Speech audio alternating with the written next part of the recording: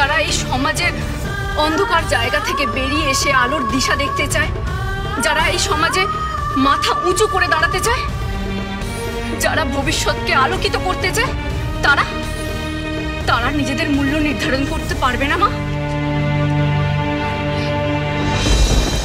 শোনো, তোমার এই জ্ঞান গর্ভ কথা আমাকে বলে কোনো লাভ নেই।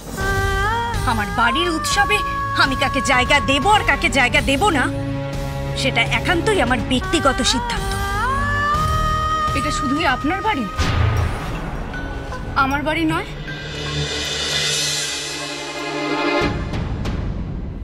ঠিক, একদম ঠিক।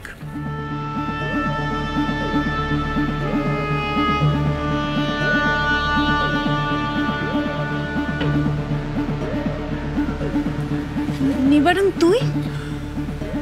বৌরানী একদম ঠিক কথা বলেছেন। এই বাড়িতে যতখানি অধিকার তোমার,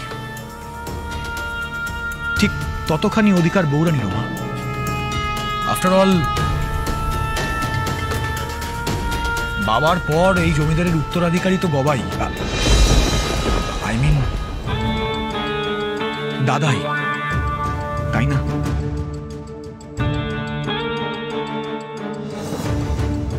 ওকা রাজা এসব কি বলছে? আমার তো বিশ্বাস হচ্ছে না। নিবারণ, কি করছিস তুই? তোর কি মাথা খারাপ হয়ে গেল? মা, মাথা খারাপ কেন হতে যাবে বলো তো? বলতে পারো আমার চোখ খুলেছে। আমি বুঝেছি যে আমি আমি আমি ওদের সাথে অনেক অন্যায় করেছি। আমি ওদের আমার বিপক্ষ ভেবেছি, কিন্তু আসলে তো তা নয়, তাই না?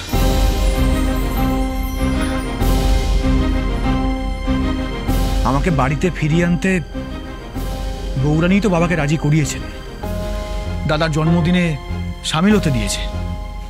আমি এতদিন পর আমার পরিবারকে আবার ফিরে পেয়েছি। আমি তোমার কাছে কৃতজ্ঞ বৌরানী।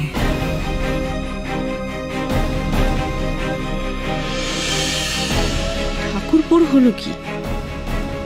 আবার নতুন কোনো ছল না তো? মা, মা দেখো, তুমি যদি এই মেয়েদের আমাদের বাড়িতে যে অনুষ্ঠানে সামিল হতে না দাও, তাহলে হয়তো তোমার অহং বজায় থাকবে। কিন্তু কিন্তু ভেবে দেখো, তুমি ভেবে দেখো মা, এই ছোট ছোট মায়ামাখা মুখগুলো থেকে হাসি তো মিলিয়ে যাবে। আর তাছাড়া বৌরানীর সাথেও তোমার দূরত্ব তৈরি হবে, দূরত্ব আরো বাড়বে। আর তাছাড়া কি দরকার এই তুচ্ছ বিষয় মনোমালিন্য বাড়ার? মা, সবকিছু যখন ভালো হচ্ছে, সবকিছু যখন শুধরে নেবার সময় এসেছে, তখন কি দরকার হরিষে বিষাদ করার? হ্যাঁ নিবারণ, মত দেবে না? নিবারণ কি শুরু করেছে এসব? কি করতে চাইছে ও? কি গো মা, মত দেবে না তুমি? বেশ, তোরা যখন এত করে বলছিস, তবে তাই হোক। স্বয়ং সিদ্ধা, সোম থেকে শনি সন্ধ্যে ৭টায়, আকাশ ৮-এ।